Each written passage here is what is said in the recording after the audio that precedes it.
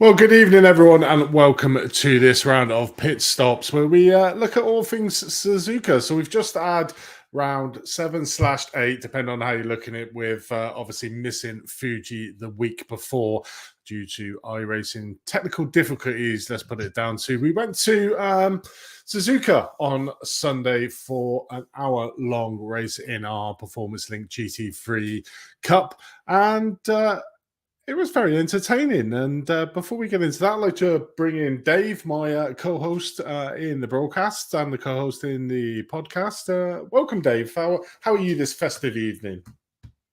Still recovering from the weekend. I with two kids who didn't want to sleep last night. Sleep deprivation is still there, but we'll get there. But what a race we had to keep me awake on Sunday night. Every time we blinked, something happened. We had championship contenders in trouble. We had maybe, shall we say, people finding their luck instead of a surprise winner, sort of in James Logsdon. He finally found that piece of luck that he's been looking for, even though he did admit to us it wasn't the cleanest of races with a spin at 130R, which we never caught. So hopefully Lewis maybe finds that at some point. But yeah, what a race we had. And then we've got obviously the penalties review now, and then straight on to a great track in Daytona coming up at the weekend. Yeah, obviously we'll talk about Daytona a little bit later on, but Suzuka, one of them tracks, very underrated in iRacing.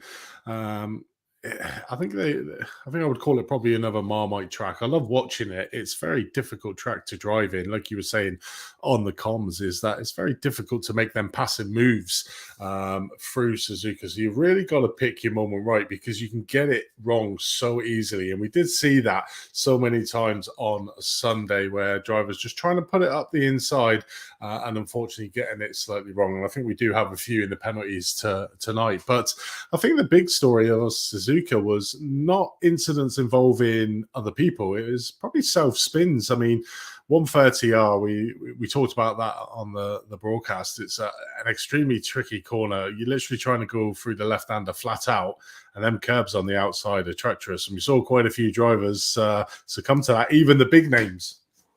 Yeah, exactly. I mean, just from a pro-am field, we can think Michael Hooper had the issues, bit of a collision at the start of the race. We had Patrick Thompson having a couple of issues actually in the race, but because he used his fast repair, couldn't recover from a second one. Well, did recover, but was a few laps down. Yeah, just so much going on. I think Matthew Gerard, who's been super quick in the rookies all year, he seemed to struggle and had a few pit stops as well for whatever reason, which we didn't quite catch. So it was really exciting. And actually, this race has kept the rookie field pretty close together as well, which it also helps a lot. Yeah, we did. We had Lewis McEvney, who were on the rookie fields. He was he was in fourth place. I think he's now jumped up to third. So it's still a 4-horse race between Matthew, Paul, Lewis, and Lydia in that rookie. Quite a small field, but very still open. But I suppose all the fields are open. I mean, you've got Scott Mokes in,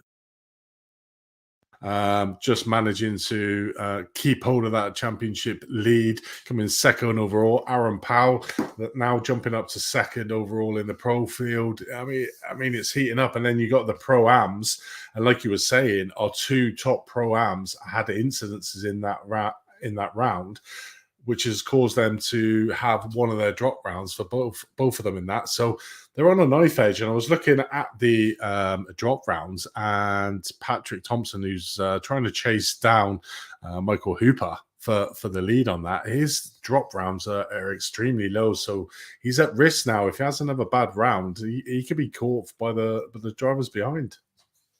Yeah, exactly. And that just piles a little bit more pressure on and can always bring a mistake or two into it. And, you've really got to keep it together in terms of the whole sort of pressurized environment. We've still got 5 rounds to go in this whole series, so it's not like you've got a couple of races to get through. You've got to still get through 5 quite cleanly, but it can happen. it just changes your mindset about a little bit when you're coming up to a certain car. You might take it a little bit more easy, or actually doing that might put you in a position that doesn't, you're a bit uneasy on overtakes and that because you try. It's like a half-hearted tackle in football. You go in flying, you're probably going to break a leg, break an arm when you fall, things like that. You have to go all in because if you go in half-hearted, nobody knows what's going to happen, and you end up getting injured. So it's um it's something that the drivers really need to think about coming towards the season. We think of Scott Mokes, for example, in pro. He's got a bit of a lead now. He's got to try and protect that lead, but still score really strongly to try and win the championship. So he's sort of in a rock and a hard place as well. That's the thing, and that's the beauty of the longer series. If you got like the 6 rounds, you literally, it's all or nothing. You just go for it. But when you're talking a 12-round season, a couple of drop scores in there that you can have. It's a bit more of a mind game with a longer term game plan coming in to try and win that, because anybody can win one of the races, but it's all about being consistent. I think Scott Mokes in the pro field, he is Mr. Consistent.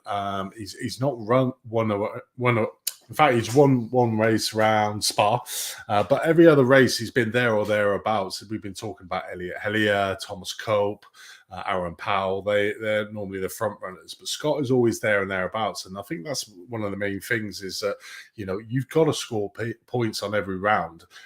People will have drop rounds around you if they're trying to fight quite aggressively, and we've certainly seen that in the pro field, and same in the pro-ams. You got Michael Hooper who seems to be consistently up there, and he is very quick, but Patrick Thompson's keeping him honest, and then you've got Casper Thompson in third place, who's coming up very, very tight to the top 3 now. So where those two were slightly pulling away after 4 rounds, they're getting sort of drawn back more into the pack, and certainly after Suzuka having pretty much both of them had a terrible round, which obviously went to the drop score, is brought that. And then you've got the Anfield, where you got Sander Ireland and Steve Pearce battling out at the top of the Anfield, with Gordon Haig not far behind him now. So it's getting to that nervous stage. I think between like round 6 and round 9 is the 3 nervous rounds, I think, is where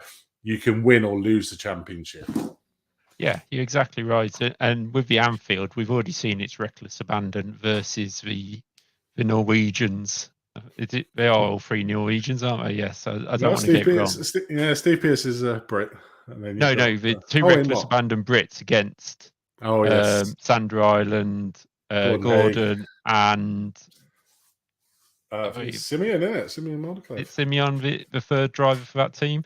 So you've got 3 drivers against 2. I think they were running the top 5 for the whole of one of. I think it was Spa. They were, they were. They ran running in unison, strategies, and this will be the stage where they start going, right, Steve, you're the one for the championship. And David Gill might go, yeah, I'm maybe not close enough. Coming up in the next few rounds, Steve, you go ahead, and team games come into it as well if your drivers aren't all in the championship fight. Because while you're getting the same score for the team, you can maximize your teammates' driver score. So there is things like that who might come into example. I know, David, I'm not saying you're giving up the championship just yet. I was just using you as an example because you were on pole at Suzuka, and sadly, look at how that went. It's very easy, but obviously, and he is one of the sim racing Norway Simeon. He is, which is ideal because we do have Simeon waiting in the wings to come and join us. Obviously, we've had all the top names and the ones fighting out for the championship, but we do like to have a difference of field of drivers coming in for a little chat. And Simeon at the moment is currently 7th in the AM category at the moment, but certainly doing well in the team championships overall. But without further ado, let's bring Simeon into the box. Welcome, Simeon. We're going to just adjust this round so we can get you center stage. Let's have a look at where are we. This one. There we go. Let's get my ugly face out of the middle and bring you in. Welcome to the stream, Simeon. How are you, mate? I'm good. Definitely. I mean, obviously, we were just talking about Suzuka and how it's going. And obviously, we're at round number 7 now in the championship /8, depending on how you want to look at it. How's it going for you in the championship so far? How have you enjoyed it? What's your highlights and lowlights, I suppose? Yeah, I've enjoyed the championship so far. It's a great setup of tracks, and I love the GT3 cars. So yeah, ups is probably when I won at Spa, and down was probably when I span twice and got a slowdown on Donington off pole. Well, they're very tricky tracks, and it's like we were saying earlier on with Dave. Like it's very heated in the championship at the moment. We're getting into that stage where you can either win or lose, and it seems that some of the people at the top of the standings at the moment, they're flinching a little bit and letting you mid-pack racers gain them up on them in the pack. Are you feeling that in the races that the people at the front are certainly starting to feel the pressure of the pack behind them? I don't know if we can compare right now because the Suzuka was just after a new patch, and the Porsche was kind of struggling after the patch. So I don't know if we can compare it, but I guess we'll see on Sunday. Definitely. Obviously, talking about iRacing, we always ask the drivers sort of what their setup is, how they got into iRacing, and obviously the favourite cars that they like to drive. So I wonder if you'd like to give our wonderful viewers what rig you race in and a little bit about how you got into iRacing. You know, I got into iRacing when one of the colleagues of my mom asked me to test out his rig. So yeah. He has like a motion rig and a VRS base, and it's cost like 10 grand maybe. So yeah, it's a nice rig. So I bought myself the Fanatec CLDD when that came out, and then I can show you the Fanatec 2.5, I think it's called, and then V3 pedals. So you got some pretty decent gear there then. Yeah. So how do you race? Are you a single screen man? Are you a triples VR? What do you race? Let's have a look. 1, 2, 3. Who's that ugly mug on there? Everyone seems to free. I mean, have you ever tried VR? No, yeah, the guy I tested the rig had VR, so yeah, I tested it then. How did you find it? It was kind of strange, and you get when you're not like is used to it, you get quickly a headache if you stay there long enough. So yeah, quite tricky. Definitely. So how long have you been iRacing then, and what sort of your favourite cars to drive in iRacing? You know, when the 25% Black Friday thing came out, I just had 1 year, so yeah, I raced for 1 year. Favorite car, it was GT3, but probably I like the new BMW, the LMDH car now. So yeah, we'll see when we get some officials in. It does look like a nice car. It looks very quick, looks very nifty, and you may be interested in something that we may be coming out with soon in the Performance Link, a new endurance series that we're looking at doing. So that certainly may well be up your streets, and that'd be one of the cars. But a lot of the drivers we've got on here, we found something a little bit different that's outside the racing. I think we've got a Scottish national karate champion. We got somebody who makes rigs. We've got guitar players. Is there anything to you that the viewers or our fellow drivers that you actually do outside of iRacing that a lot of people don't know? No, No, you just like your iRacing. I'm just doing school when I'm not racing. So yeah. So how old are you, if you don't mind me asking? I'm 16. All right, okay, so it's good, but I suppose it's the younger people that easy pick up these driving simulators and just get on with it and just pick it up like that and then just blow the rest of the field, isn't it, Dave? Well, yeah. I mean, I've seen some of the 13, 14-year-olds driving, and I wouldn't say they just pick it up, but yeah. I mean, the one thing is, obviously, you say you're at school now. Have you got any sort of sights, sort of in motorsport itself, or is your career path that you would like to try and take something completely different? I didn't get the question. Did you ask Oh, if I want to do yeah, racing? what you would like to do in the future as a job. So do you want to do something involved in motorsport, or would you like to do something completely different? I mean, I'm sure it would be fun to drive in real racing, but it's the money.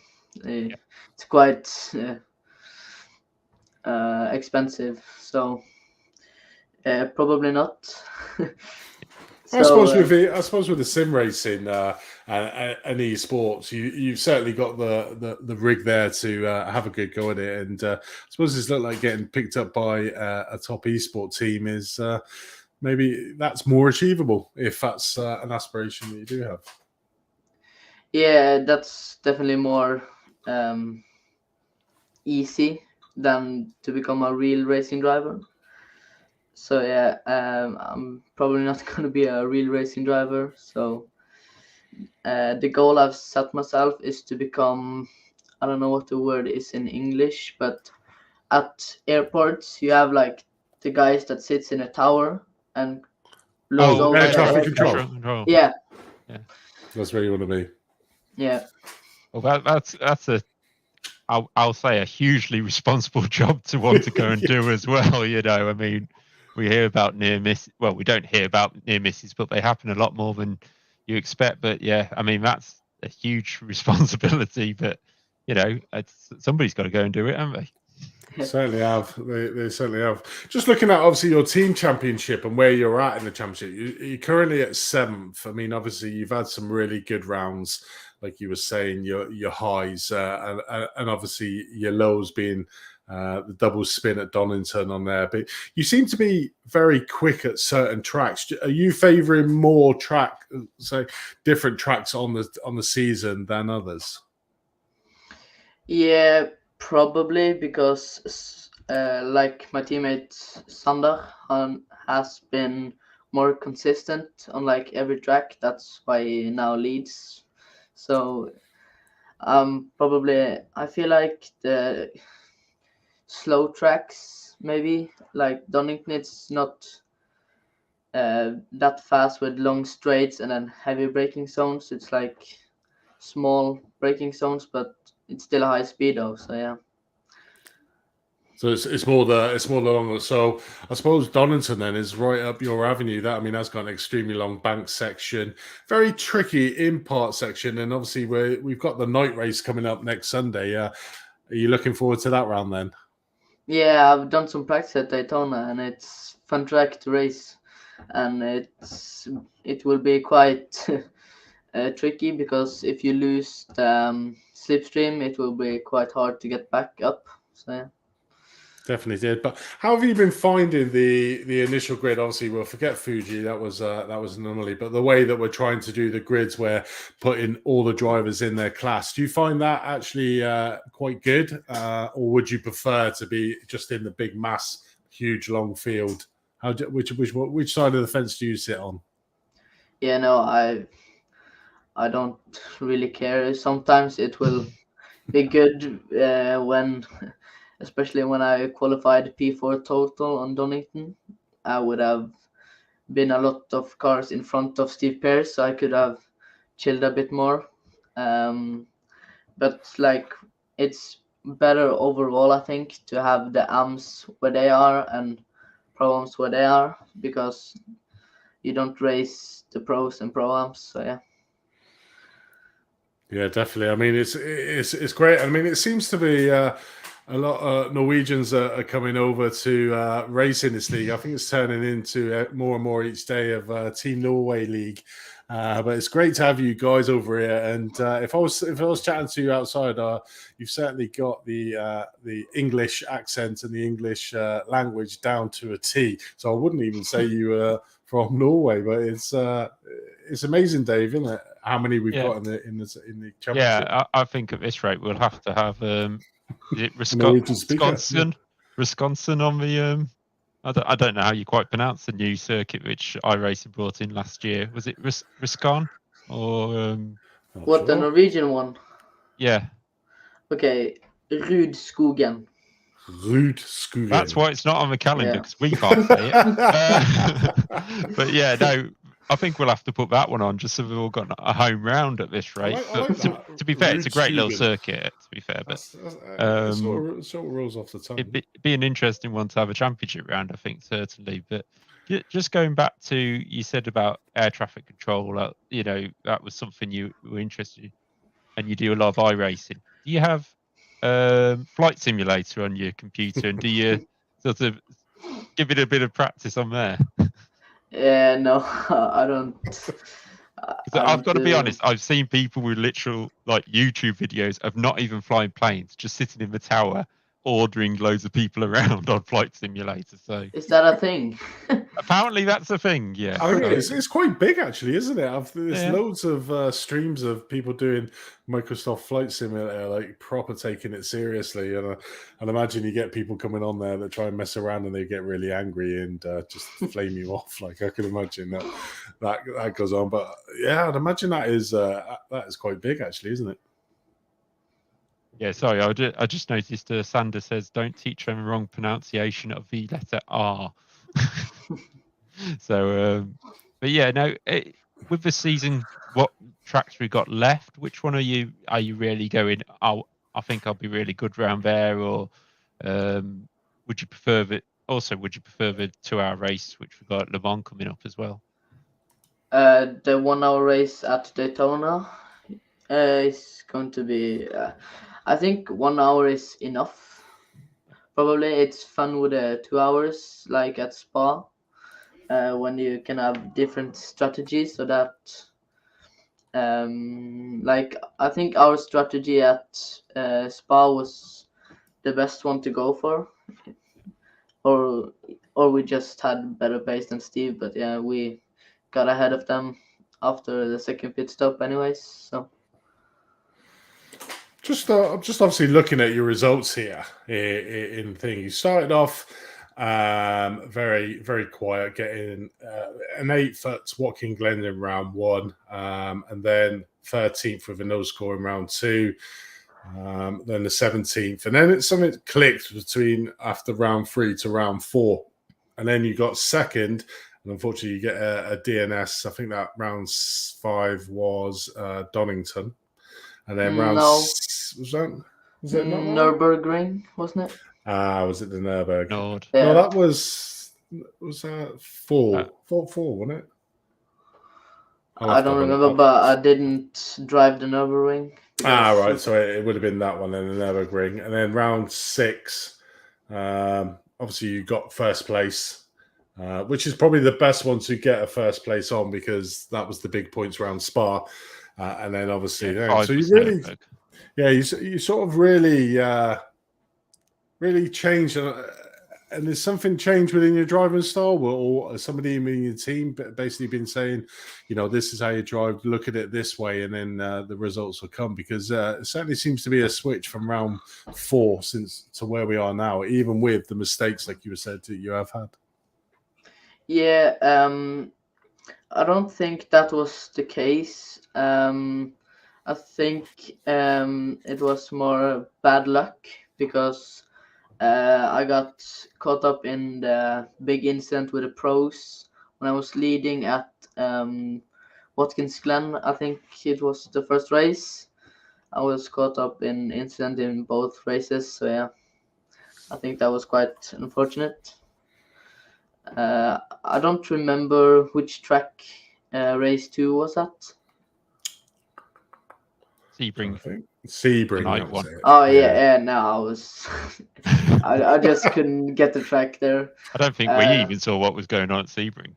No, the the last corner. I didn't get the corner before 10 minutes before the race started. So yeah, and then I had a spin, I think, and then pitted, and yeah, it just It's very easy to do round Sebring yeah. now. So yeah, But I no, I got a mean, it's little help. No, so, no. no, go on. You know, I got a little help from Kim on that last corner at Sebring. So yeah, so some mistakes and some help from the team.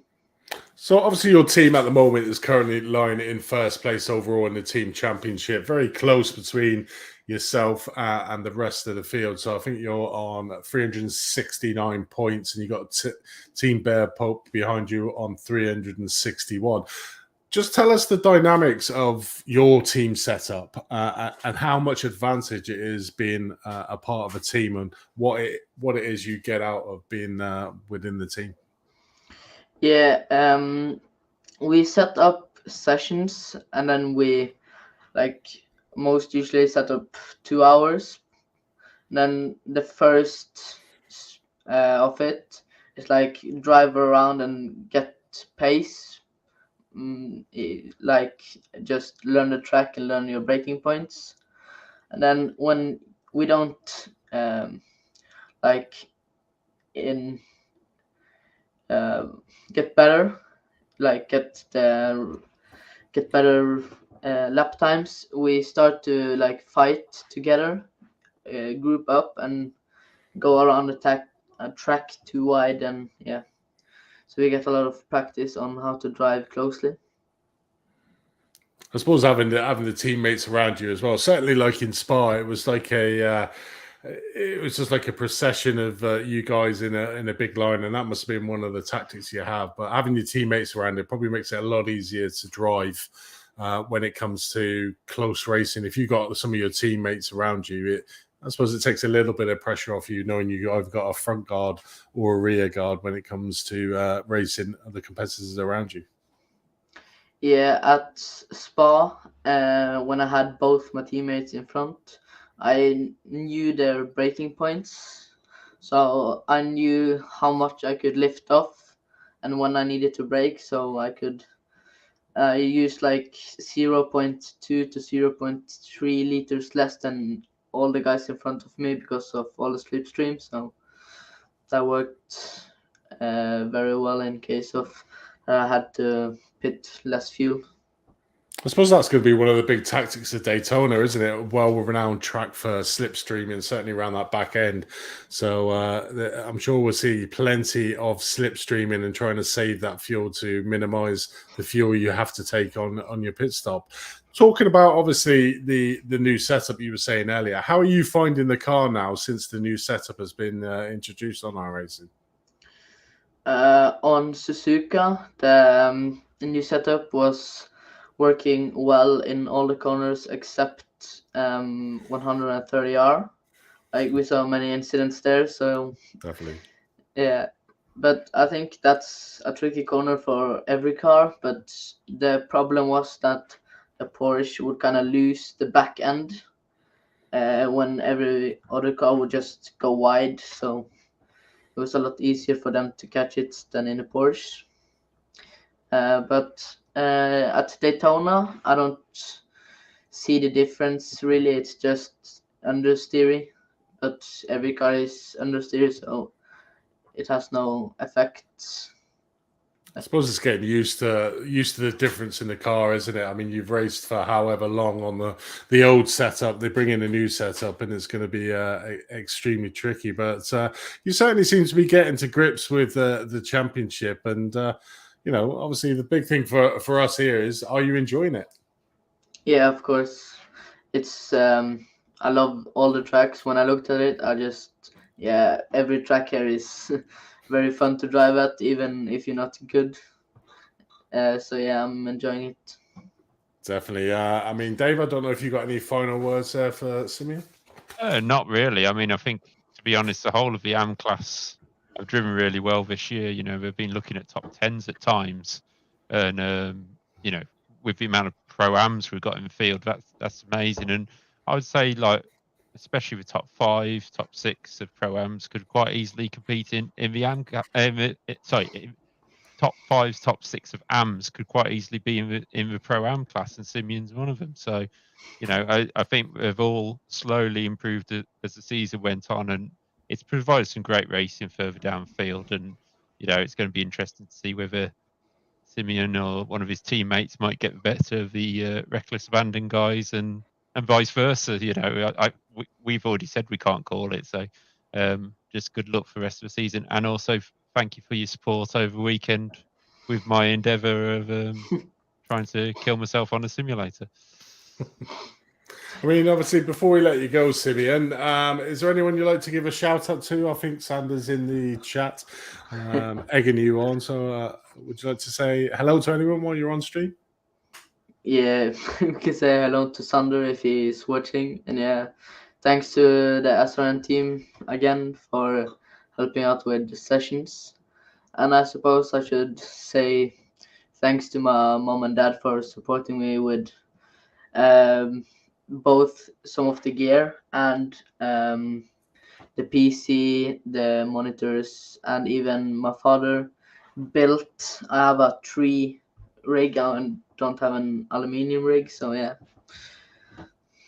So it's always good when you go to Bank of Dad. I know that feeling very well. When my daughters come to me and says, "Oh yeah, can we do it?" Yeah, definitely. But it's always great.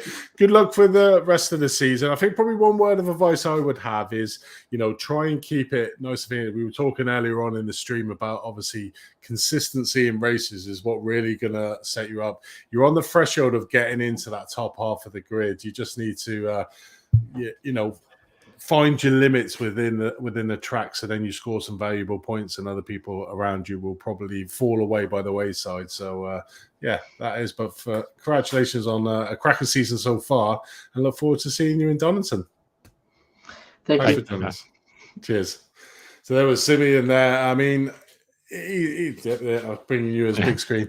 There was Simeon. He's one of our many Norwegian drivers that have come over to the league. I think they came on in mass, and I think they're still coming into the Discord channels. But it's great to have the guys over. As you can see there, they're all a good bunch of guys. Have a really good bit of banter in the chat. And they are actually exceptional drivers as well. Yeah, exactly. And at the age of 16 as well, plenty of time still to learn and that. And just like yourself, which is Daytona next week, not Donington. I did say Daytona. Hey, you said Donington twice tonight. No, I was talking about Donington previously. Oh well. Anyway, I'm just a commentator. It's Christmas. We forgive and forget. Yeah, Oh no, I was just looking at all the presents you've got us behind. Well, that's for the long hair general. That one. They're not for me. Not that long. Oh, there's a bigger long hair general, mate. Do you know what I mean? Yeah. I would just like to point out that Tom Cope's done his photos again and done a great job of them. And I think out there, straight on the main one, is a lovely picture of our own general at Performance Link, deciding that low downforce at Suzuka is a great idea. Should we have a look at that? Let's have a look. I've actually got it up, so let's see if I can do this. There we go. Let's have a look at our illustrious overlord in quality 4K high definition. Let's have a look. Here we go. Let's have a look. There we go. Straight front and central. Oh, look at that. And the ironic thing was, he didn't even know that he had lost it. I mean, how do you not know that you've lost your rear wing? I mean, that's pretty good. And I wonder what corner that is. I suppose he's so used to working with JCB diggers that, Very, very true. These big trackers. He doesn't really need downforce for them. But yeah, I am not surprised to see Tom put that as the head of the order, shall we say. I know. Well, there's quite a others, but I'm gonna test you here. I was having a look earlier, and there's a couple of snaps. I want you to name all the drivers in the cars and see how much of a spotter you are than me. Let's have a look. Do you know who those two are? That's Arias and Tom. There we go. Arias and Tom again. There you go. Yeah. Yeah, I mean, they are brilliant pictures. I mean, can I make them bigger? How do I make the screen bigger, actually? Here it is. Is it this one? There we go. Go on then. Who are these three? If that's a pro, it's Kim Andre Borkland, Nikolai Frayne, and Matthew Gerard. Oh, 10 so far. I know useless stuff in my mind. That's Kim and Yeah. Nikolai. I wonder who that is. Who's that? I don't know. Oh, It's that's a push without a wing. It's no wing, so it's quite easy. And this is what we meant, Tom. If you are watching, look where the wing is. How did you not see that fly over the top of your car? It's not like you haven't got 20 million screens around you if you've seen his rig. Go on then. Okay, so we got an AM. That's Daniel Slater, Arias. In the background, I'm guessing that is Tom Stevens, maybe. And the blue car, you might have just got me on. In fact, I struggled on the blue car. I've got the other three. I think it's when you get a plain livery. I think it's certainly down to the liveries here. Go on then, who's that? 211. I'm not sure. Sander won, so I guess it won't be Sander. I'm guessing that will be Gordon. Possibly Gordon. You're going to where that is. I'll tell you what I'm going to have to do. Just I won't use it the rest of the time, but I'm going to bring up the entry list because then I can tell you who that might be. 211, you say? 211. It might be Sander. 211 is. It's even a preferred number. I could have had a look anyway. I do like that livery. It's another nice livery on that. Did you find out? Did you say you knew who the blue one was in the end?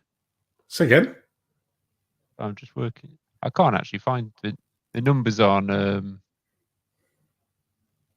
totally there on the entry list, but yeah. There's some cracking Russell, pictures. Tom, there's Daniel. That's the. There was one. It's good to see now with the change of cars. Oh, what are you doing? Yeah, the change of cars now. We're getting a few more cars on the grid. It was it's a bit boring when we had Porsche. Yeah, a few Lamborghinis and BMWs. That's the Audi. Jimmy take on the Audi. Jimmy did. Yes, he did. Jimmy Vark. Okay, well done. Nice. They do some good liveries. Do the Team Bearport guys? Yeah.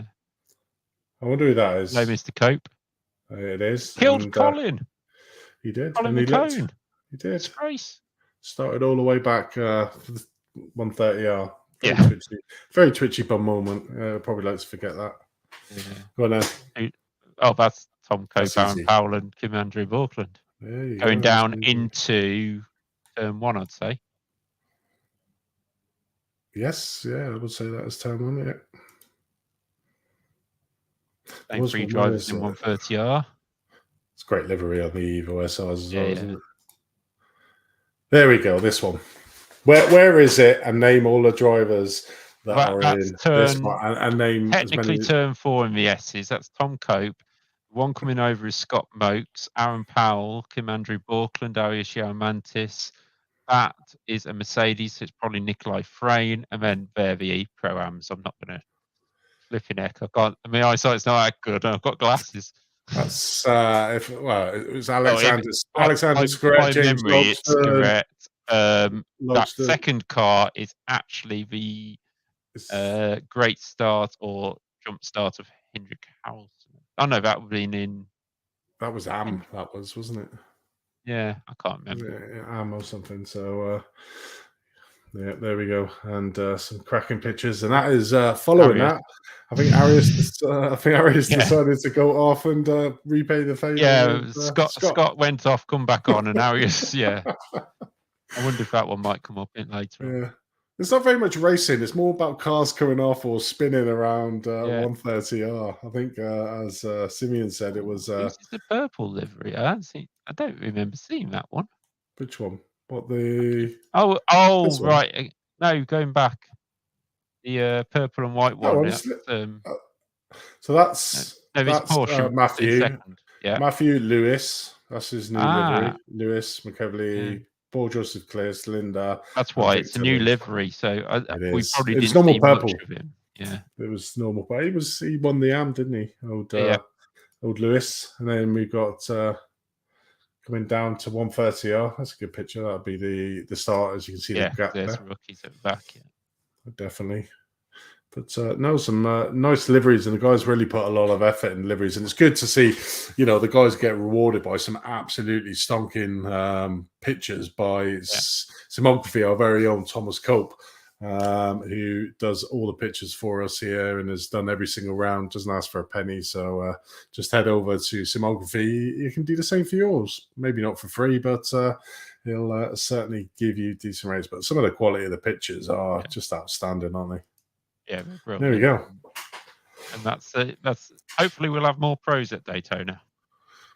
Yeah, Michael, I really did like the special Japanese livery of Bear Pope. James. Yeah, well, it was good, but I think when they first did it, didn't they have a French flag on the outside? Yeah, there's a French flag on the rear wing. Yeah, still. Very strange. Yeah, very strange. I don't think they're French. Not the American one, anyway. Hang some garlic from the back of it. definitely. But yeah, so Michael's there. Michael's joining us in about. So thanks for joining us, guys, in the chat. Obviously, join along. We'll say your comments out on stream, and yeah, let's join in. Probably waiting for the good old festivities of the penalties. I think that is probably what is the next bit. There's not many. There's not actually. There's 4. There's only 4 to look at. But I suppose we could have a look at some other funny moments at the start. Yeah, I mean, just relive. Anybody remember Overlord? What lap Mr. Bingham went off? If you could let us know, we'll have a look through that. Well, we can find it, mate. Just look at the one that he took forever to get round. Well, that might be hard. That could be it. It was Simeon's, the yellow car. The yellow Porsche.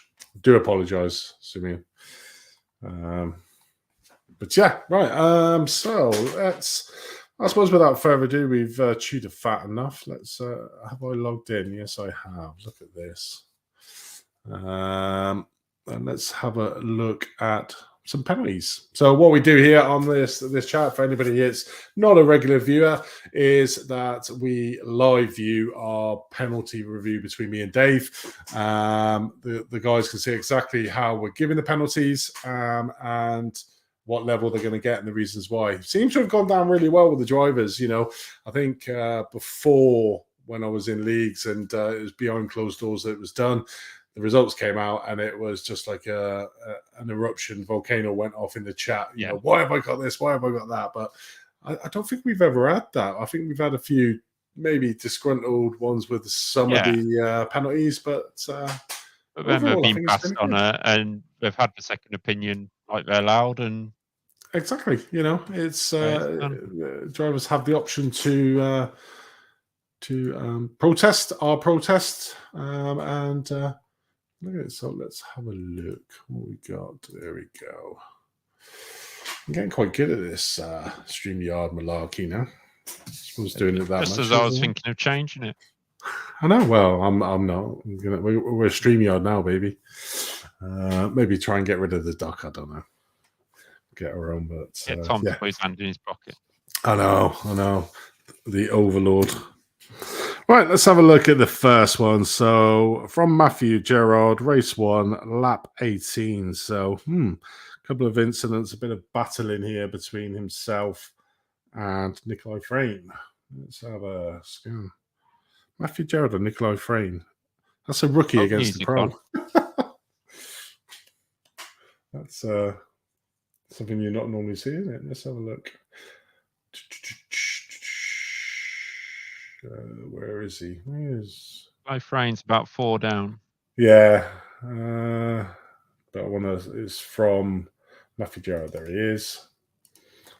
Let's have a look. So we get this race, lap 18.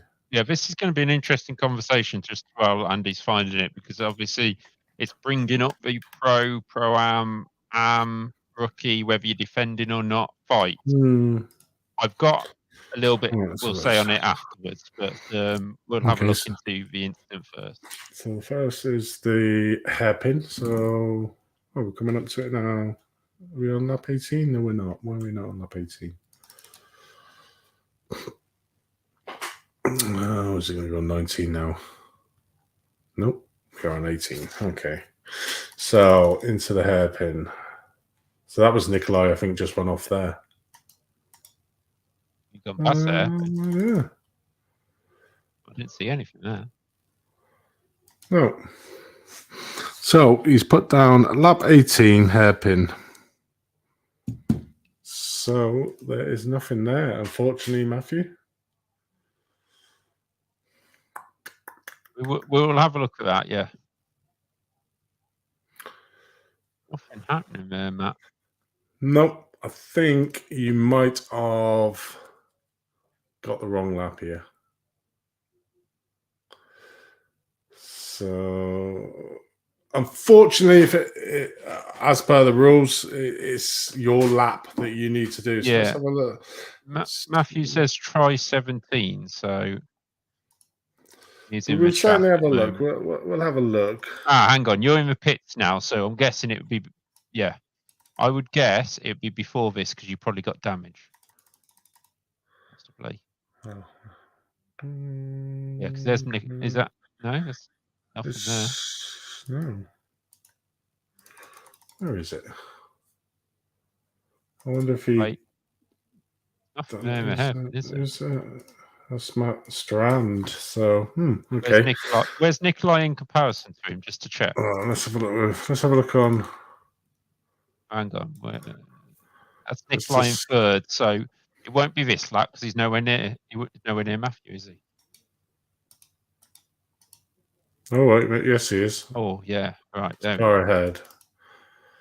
You might have got the right lap actually. Yeah. Maybe you got the wrong corner. No. It's not. It's Nikolai's lap. Not. It should always be the protesters' lap, not the protestees' lap. But we can have a look at it here. Yeah, this is it. Let's have a look.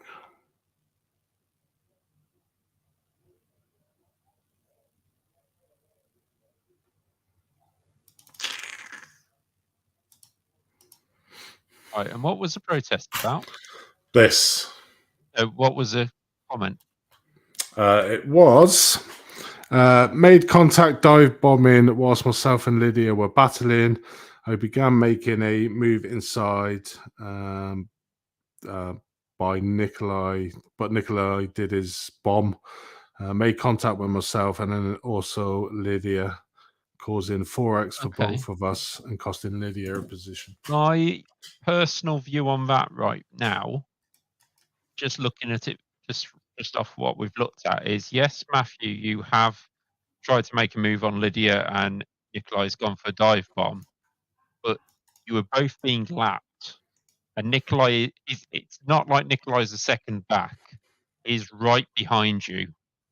I'm not saying you have to literally like F1 wave them through and lose loads of time, but it would be very simple there to stay in line, back off behind Lydia, and just let Nikolai go because he is a lap ahead, I believe. I will do. I'll choose a different line from that though, because as the rules state, is that a blue flag, yes, you are to yield on it. But if you're battling coming into a corner, then in the rules, it clearly states that the pro or whoever's coming up to lap just needs to wait until after the corner to get it done. So I think maybe Nikolai was a little bit, I mean, further back there. I mean, just take it back further coming into Degner 1 and 2. So they're not quite fighting together. Gets up behind them, but then those two close up the gap. So sort of see that these two are fighting in front. I mean, part of me going for a agrees move. with you. It's a bit of both, isn't it? I'm thinking Matthew's only just come out the pits. So it's not like him and Lydia were fighting for lap after lap and then Nikolai's caught him more. I mean, are they on the same lap, Lydia and Michael? Let's have a look. Nick is, I was going to say, Matt, he's on 17. No, they're not. Okay, so on different, Lydia and Matthew are on the same lap. So the 30th position, 28th. So so no, they're not the same positions. While Nikolai has to wait a little bit, I don't think I think he's so close to you. He's lining up the move probably coming out of Degner 2, if as a racing driver's mind, and thinking, right, you both, he is right up behind you at this stage that we can see right now. And that's where I would go as a lap runner. In Matthew's case, for example, I would go, hang on a minute. If he's going to pass Lydia in a minute, he's going to leave a gap.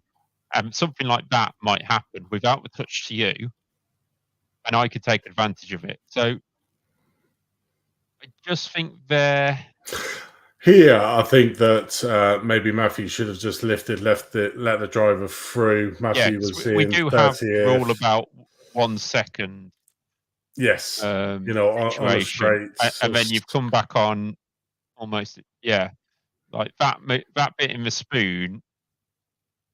You were off the track. That would have been perfect to just lift off and go past, and then as I mean, obviously, off. this is the second protest in that. He's obviously saying about the double bit, left hand. This is the second bit. But again, you've got a pro driver who's in 7th. You've probably got yourself, Matthew, in 30th. If you're not fighting anyone, you don't need to. I suppose you don't need to be as aggressive on that. And obviously, you would have been getting a blue flag there because he's in 7th. You're in 30th.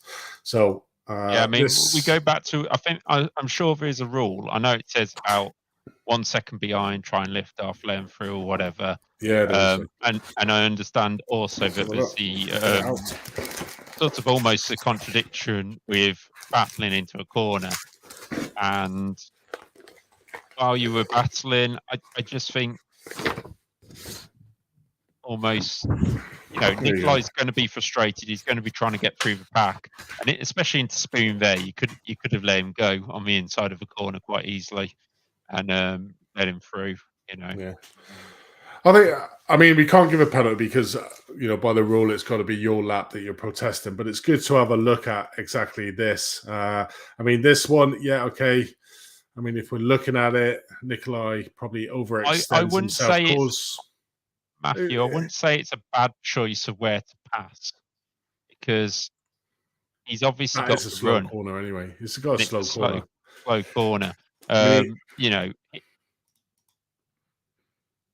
I agree with that. I mean, he's passed you. He's got the opportunity to pass you quite easy through there. But the problem is now he's got to try to stop. Yeah, I don't think he's got slowed down because he's had to sort of jiggle as Matt's moved out a little bit. No, he's gone out. He's not kept the apex or kept it tight. And that's obviously caused impact with Lydia there. So it's a bit of a both. I think I would have more of a view if you two were battling. You were close on track on that. You're probably in his relative. You can see all the difference in the timing between you two. Realize that you're not really fighting each other because you're in 30th and Linda's in 28th for lap ahead.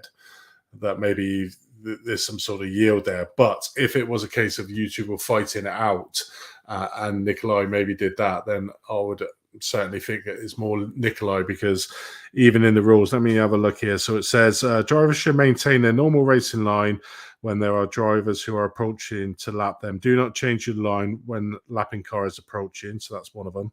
When the driver behind closes within 1 second of the driver ahead must lift off the throttle on one of the next 2 straights before the braking zone in order to help facilitate the pass. If you don't, you yield a level 1 penalty will be applied.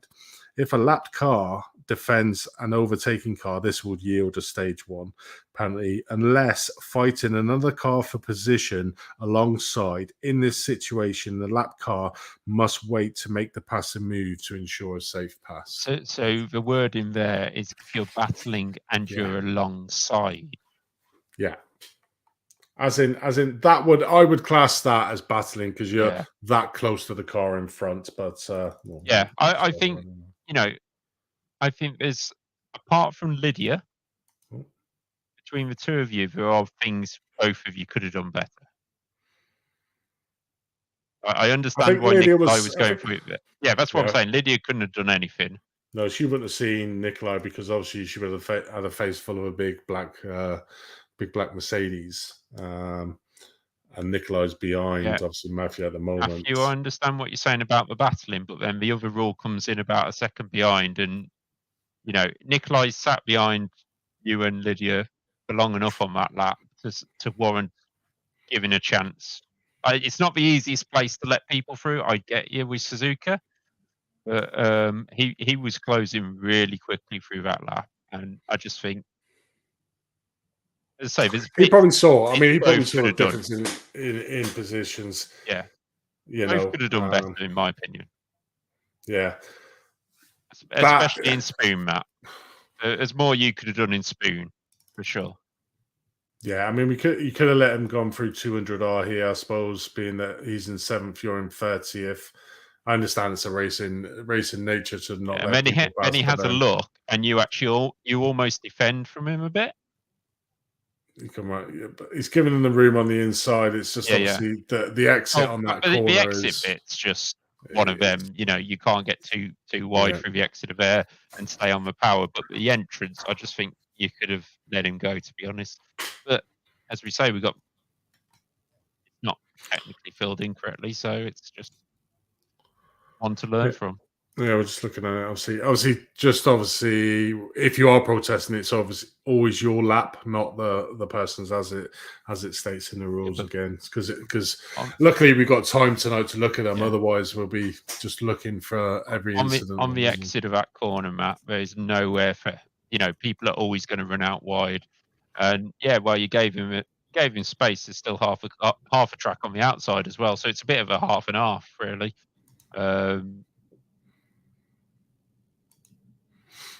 Yeah, there's space, but as you well know, that corner. I mean, it's not like Nikolai's forced you out to the outside, has he? He stayed mid-track at furthest out he possibly can. He stayed. It does, but I mean, you watch if we watch laps after laps, it's when you come around here, you always come out this way and take the line piece of on grass the outside. You always end up on. Yeah, always this bit between the two. So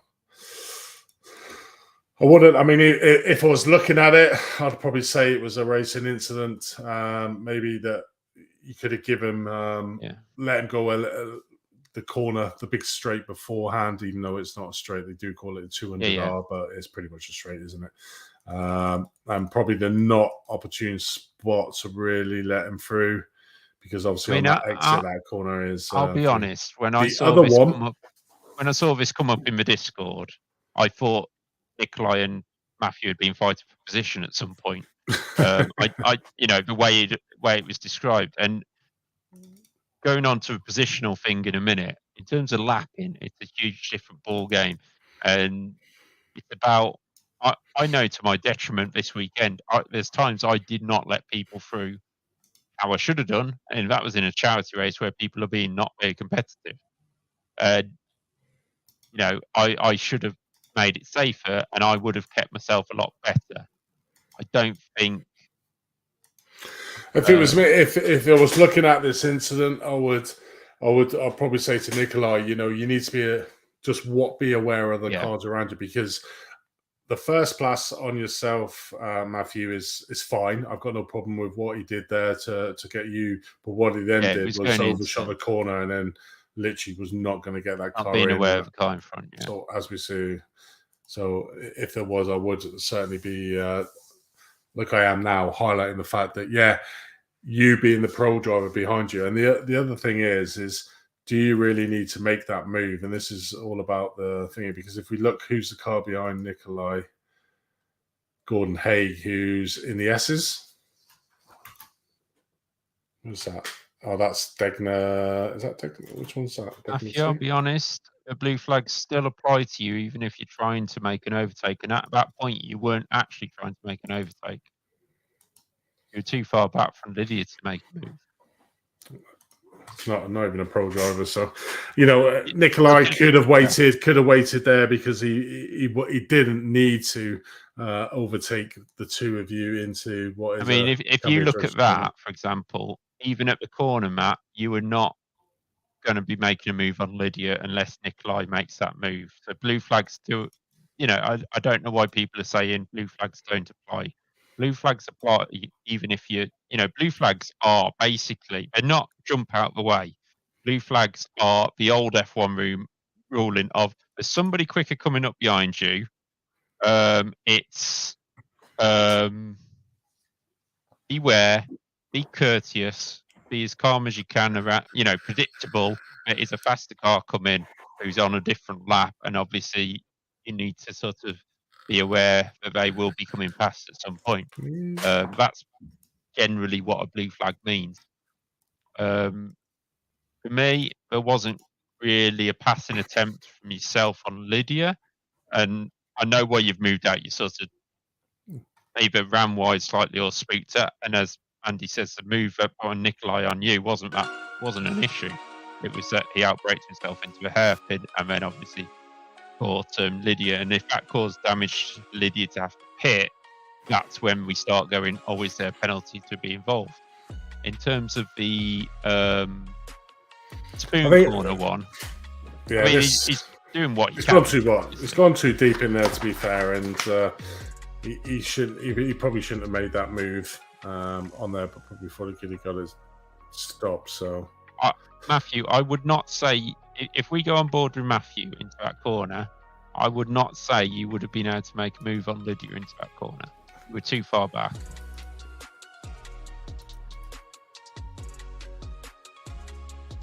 Certainly catching 100%. You could have took a chance. Don't get me wrong, but you would have been relying on Lydia to see you. Yeah, I think you were a little bit too far to probably make that lunge move. Yeah. Certainly around there was, I would say if you were a lot closer, you were gaining. Don't get me wrong, and you can see also in the camera, Nikolai is letting you know he's there. Yeah, he's flashing. But it's more the into Lydia afterwards. Yeah, to me that's more the issue, isn't it? I think. And then obviously around here, we can see, you can let this play on because the second is around the corner. I'm not going to say that. I'm not going to say that it is, but obviously, I would imagine that you had a bit of red mist the corner and let him go. Yeah, you may have had a little bit of red mist for what he just did. So I'm not saying that you did, but you could have. That the reason why it didn't. So I don't know. And only you would be able to answer that question, which you don't have to answer. By the way, but, Simon, just to let you know, in terms of it passing people in two straight, it's a rule, but this is something I wanted to sort of bring up because drivers so far in this series, and I mentioned it to Tom and Andy and Lewis after the race. There seems to be a lot of reading the rule book and trying to, shall we say, stick to exact wording of things. Now, every wording of any rule book in the world will have leeway left, right, and centre. So let's take the lifting in two-step, in two circuits. If you're faster, do you still have to let the car behind fast? No, if you're faster. And whatever, but if you're being lapped, you're obviously not faster. So in terms of a blue flag, you let them go. In terms of if it's not a blue flag, so let's say it's a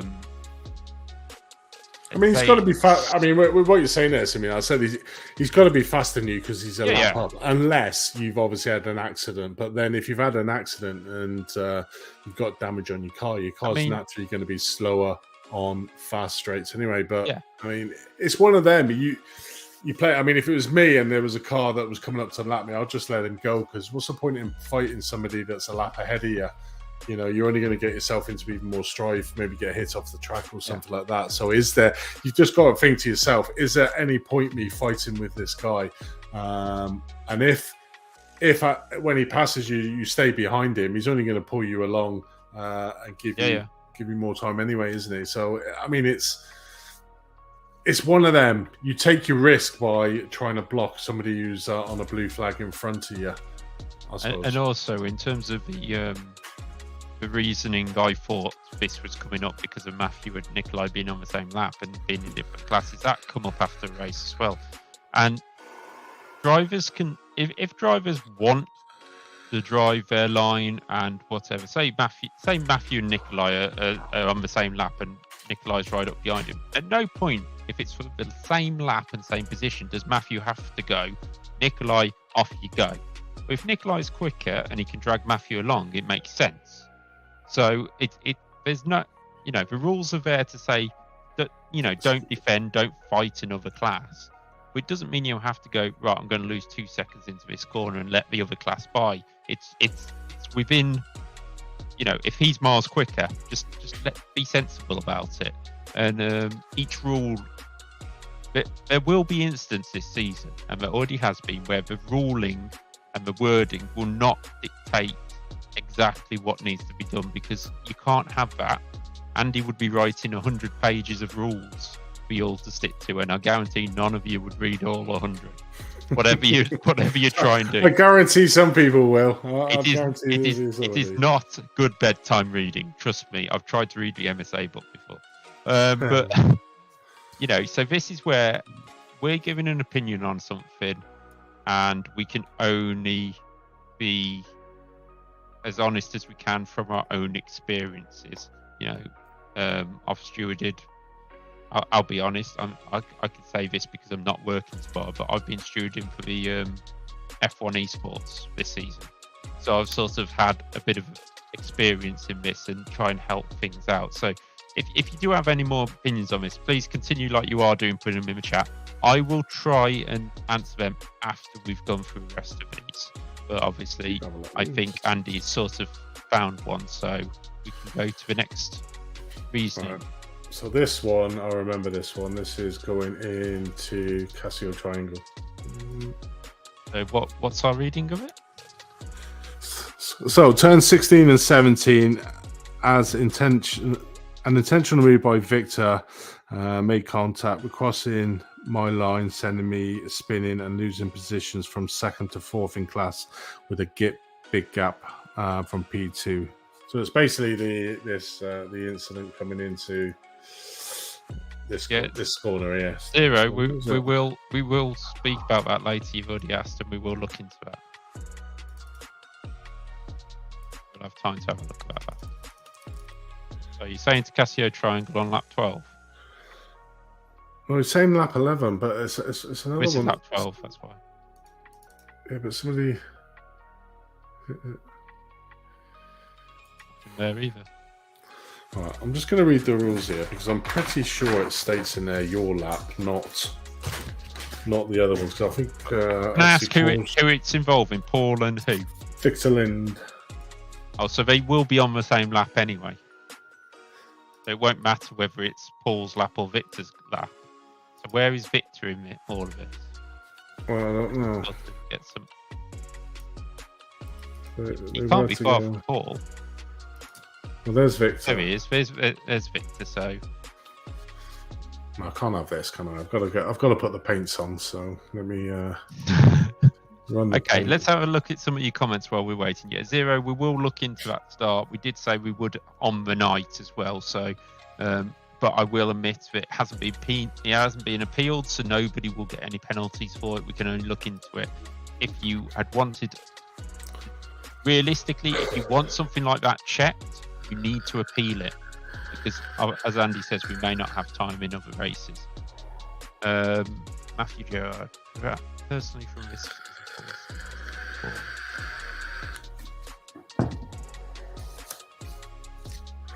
Penalties. Oh, there is protest there.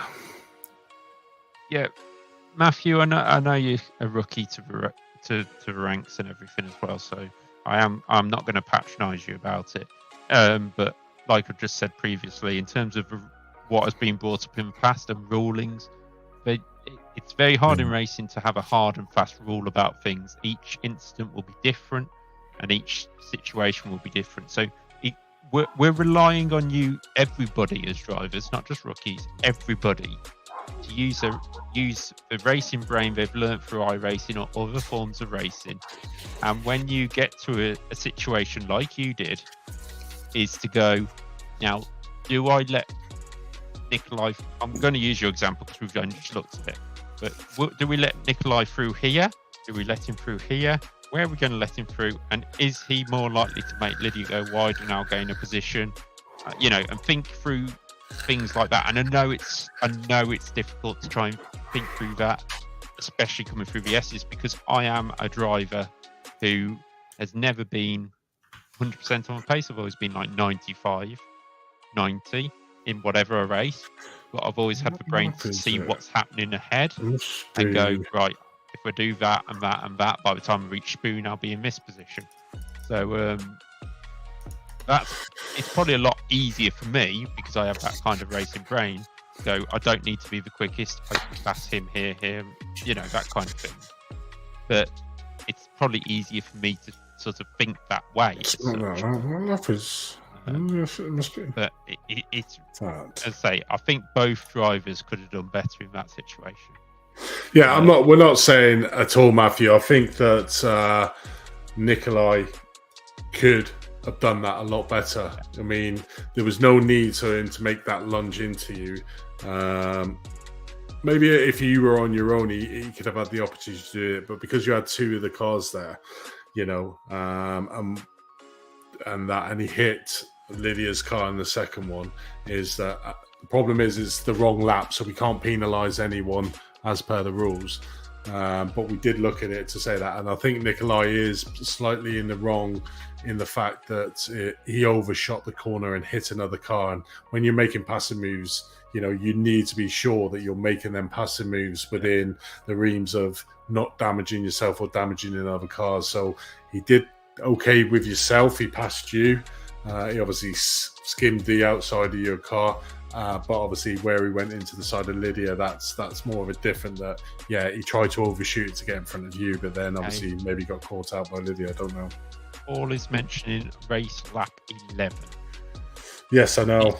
That's what we're looking at. 12 down, but I don't think it's that. I can't find it. Just in terms of your comments, Simeon, like you say in Donington, we had pros and pro-ams fighting with AMs, and if you're faster than, say, Tom Bingham, but he has a draft, then I should let him pass and lose time myself.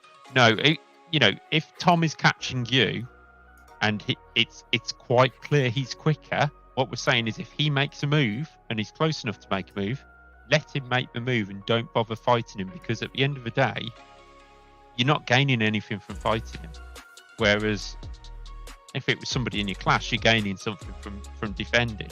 But what we're saying is, if Tom's going to make a move on you, let's say into the final corner of Donington with chicane, there's no point you going defensive on him unless right behind Tom is another car in your trap at last.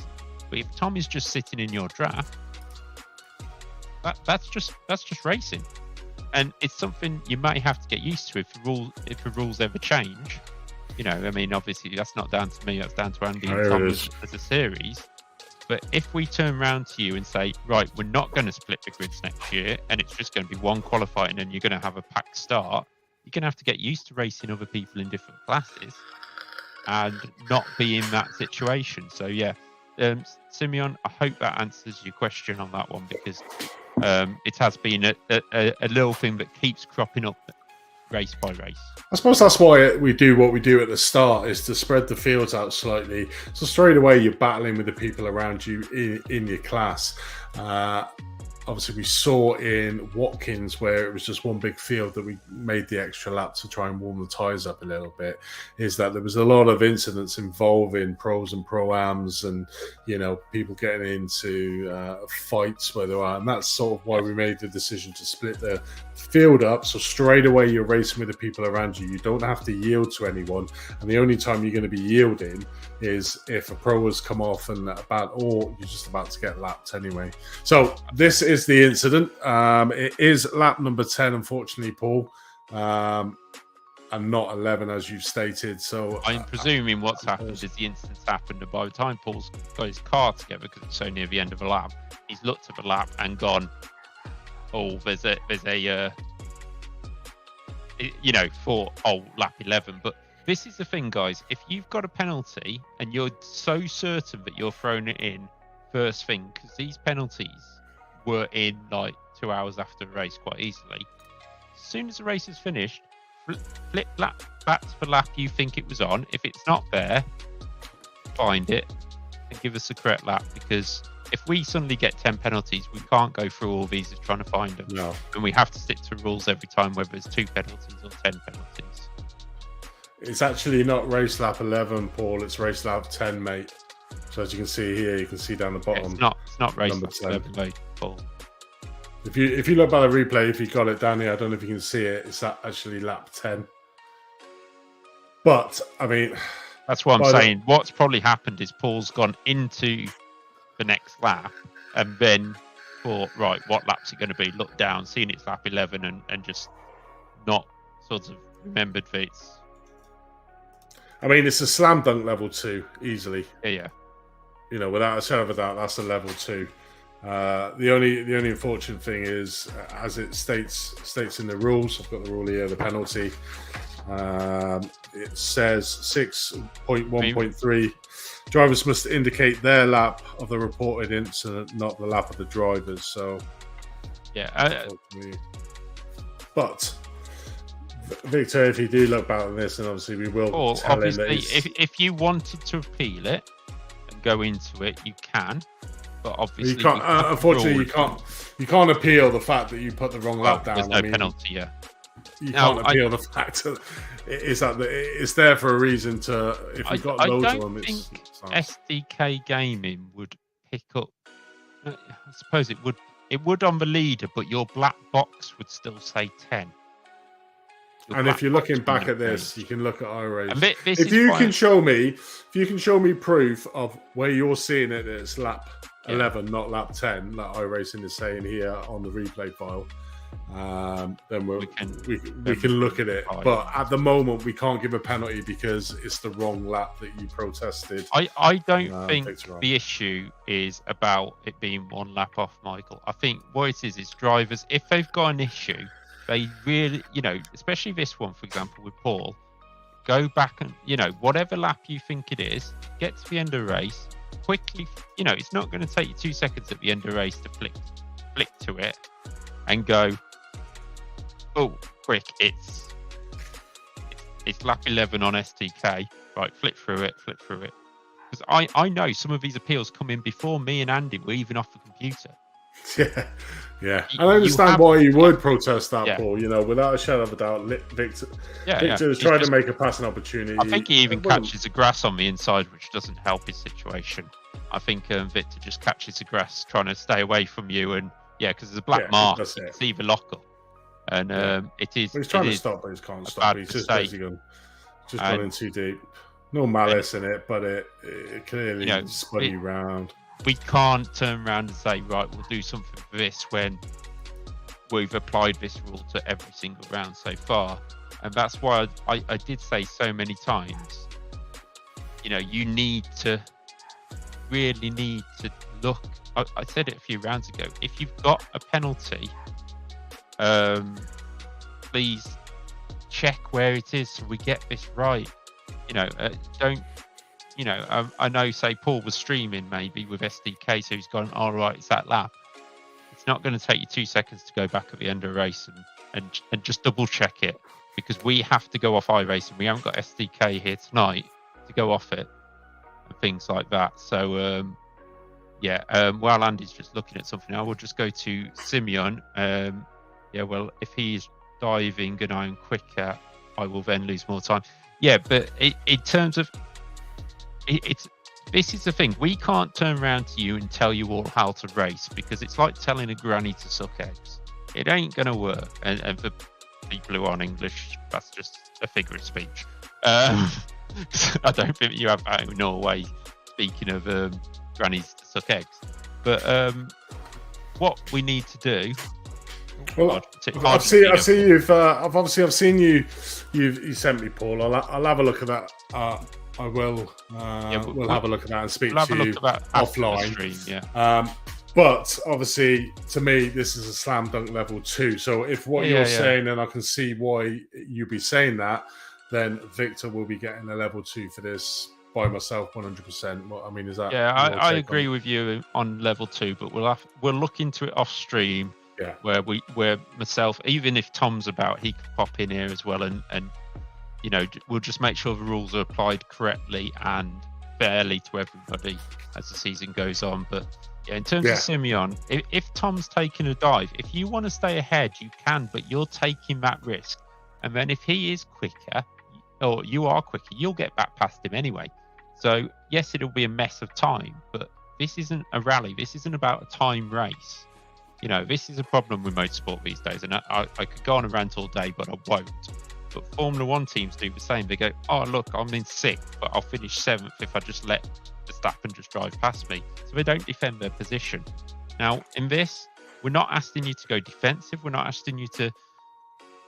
But you're always going to lose time with an overtake. There's nothing...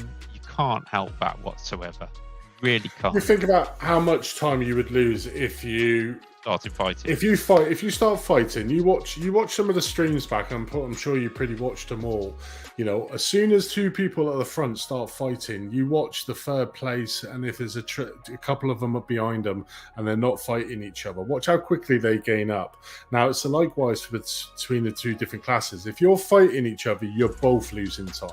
Now, if you give over the time, I mean, we took the incident there between Matthew and maybe Nikolai, is that if Matthew just pulled on, just lift the throttle slightly, Nikolai would have shot past him. He could have got behind him, got into his slipstream, and then he would have been right on him again, right the way down to the back straight on there. Now, if you're fighting and Nikolai's trying to make the positions, you're breaking unorthodox and stuff like that. And you're both gonna lose time. You're both gonna risk getting damaged and picking up unnecessary X's. So you got to think to yourself, and this is where the calmness during a race comes into it, is to say, right, okay, you know, he's not in my class. If I let him pass, I'm not losing any points because the points are by overall. And certainly if they're trying to lap you, you're not going to gain any points, even if it was by position, you know. So it's having that racing brain around it.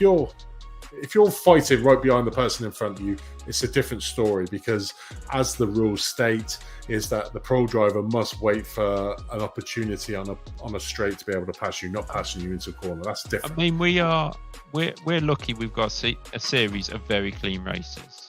If you go off and do officials, you have to do one thing in life, and it's the same as if you drive on the M25 in England or drive in London in England. Assume everybody is an idiot. That's the best way to drive. And then, like for example, here with Paul, he can't do a lot about it. But say the Matthew situation. Yeah, Matthew, you turn around and say Nikolai could have been more patient, but then Nikolai could very easily say you were in front of me going into Spoon, and you actually drove yourself off the track because you were overdriving to keep him behind. So I know you weren't doing that, but that's how Nikolai can see it. So it just always depends on the don't assume, just know they are. Always a way. But it is just don't fight, isn't it? You know, it's a simple answer from us. But why? But, you know, when you, I mean, for example, Simeon, next year, what might happen? And I'm not saying it will, but what might happen, some championships do it, is you have a pack start. You qualify and start where you qualify, so it doesn't matter which class you're in.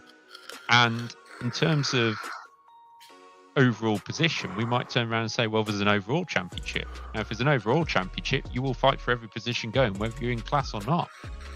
You know, so it just depends. Look, we're not here to tell you exactly all how to race. And I understand for some there might be the English barrier and things like that on how me and Andy might judge something in this.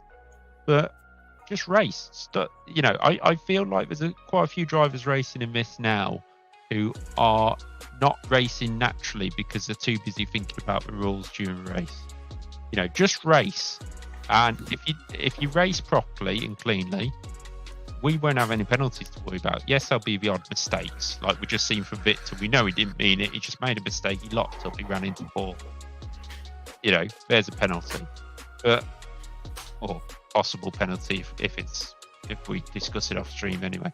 But in terms of a whole grand scheme of things, I feel like there is some drivers racing a bit tight, just thinking too much rule wise, and that doesn't help you. Just relax, race, and just enjoy it, and then we'll worry about results and stuff like that afterwards. Yeah, just to answer yourself there, Paul. Yeah, it's a lap, as you can see in here. I just go into the race, go into the lap, find the lap, and that's lap. It should be the same as SDK or any of the software. if the software's a lap ahead, then there's something wrong with the software. So it might be worth something to look into. So this is the last protest. This is Michael Hooper on Michael Cody. Lap number 1, turn number 2, avoidable contact, spins me and causes damage to several cars. I think this is the one we saw where, I don't think it was turn 2, I think it was going up through the S's, wasn't it? But let's have a look at this. For anybody wondering, Argentina are now in the World Cup final. Oh, are they? Yeah, 1-2-0. Just spoiler alert there, by the way. Oh, Dave's spoiler. good at that. Dave's good at that. Sorry for anybody. I didn't even know 2 cars started from pit lane. I just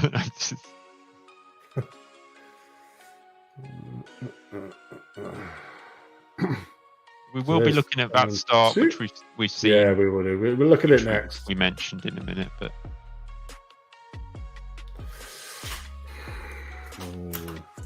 I don't think it was that. Was it? yeah. That was the one. That was Michael. Yeah, it is. Yeah. Yeah. Because we saw it at the start, and I like Michael. You haven't. I will be honest. You haven't done a huge amount wrong, because obviously you want to try and stay off the dirty side of a track, and it just looks like is that on the inside. He's still. He's alongside you, so he's more than. You can go for that corner because he's not like he's behind you making a lunge. And I'll be honest, he's not running a huge amount wide considering how tight he's come in, so he's probably scrubbed off a bit more speed. But it's just natural in them corners to run wide. Is it netcode? To it. It's netcode, look. A little bit, yeah. But I do think the contact would have happened anyway. Yeah, but the problem is with netcode, and this is what we call netcodes, guys, is that it's just like it's massively exaggerated. So coming in, let's pause it here. So you can still see there's there. Let me try and move this camera angle. Mess it up now. Zoom in a bit. Or lower down will be best. Go floor level and zoom in. Yeah. See what I mean? I mean, it's although you say there would have been contact, there quite possibly would have been, but because of, I mean, we've all been involved in netcode when it happens. It's violent. I mean, he's not. See, that could have been. It's although you could say it might have. They might have been super close, but. There might have been an avoided action there, because if you look at it, let's have a look at Mr. Cody. Personally, at the moment, just going off what we've seen, I'm saying racing incident because of. I can see why Michael's appealed it, because obviously Michael, but he never actually hits the apex. You know, he's always. It's not like he's come miles out. It obviously just drifts out when you get to that corner anyway. Well done to whoever that was behind if you missed it. No, I want to see who that was. This car here that basically, it was Sander. Actually, let's have a look, see what happened. I saw Sander spinning on. Casper, sorry, yeah. So let's see what happened here. So Patrick misses it, who's in front. Then you get, it gets rear-ended by... oh, no. Yeah, no. Russ actually missed him. And then he's just got caught up with the other car in the accident. Yeah. Ooh, just scraping the paint off. Is that Patrick's new car? Yeah, I think he got hit, Casper, but I don't think that spun you round. I think it was a contact with the Mercedes that spun you round. That was Russ. Yeah, I don't think there's actual contact. He obviously nudged you, but I don't think it was. He runs into back because he gets caught out, but it's not what spins you. It's, gets pushed in. I think it's. It's a contact here that spins you around. I think it's this. It's your contact with Michael. You might get pushed into a contact, but it's not what spins you around. You might have actually avoided the BMW and got round that if the Mercedes had disappeared quick enough. But I'm sort of tending towards that. Reason is there's definitely some netcode, and we all know with netcode. I mean, the thing is Michael gets shot off as well, so you can see the effect. I would also say Michael is there. Boom. Yeah. See, I mean, look at that. I mean, if that wasn't netcode, if that was not netcode, Michael would not have spun around at all because it would have been. Yeah, he would have spun you. Because it's a rear-wheel drive car, not a front-wheel drive car. Exactly. He would have spun you the other way. So, in fact, no, he wouldn't have. He would have carried on going there. He would have spun you that way. Yeah. But he wouldn't have spun that. He wouldn't have spun that various on there. And the problem is, as well, I mean, I don't know. You guys would be able to tell us what that. I haven't driven the car actually with the new tire setup, but I mean, you have, Dave, with tires, obviously on that MX-5, a lot of different handling car than this, but the tires on that first lap are absolutely treacherous, aren't they? Yeah, the cold tires are terrible. So it's obviously something that comes into effect with it. But I honestly. Because obviously coming into the corner, Michael's out of it, and you can see he's backing off. And I just wonder if backing off is what made him drift wide as such. Because the speed's trying to scrub up. Scary. While Michael, you didn't do anything wrong, I would say to the other Michael, I just realised it's both Michaels. The Michaels. To Mr. Cody, just be a bit more aware with the colder tyres. Because if that hadn't been a first lap incident, I think we might have been talking about it a little differently. Well, I mean, because it might not have had so many cars, and might not have had it. We're not going to say don't race because you're both side by side. There's an opportunity for both. Obviously, as you're saying there, Michael, the tyres on the first lap are scary.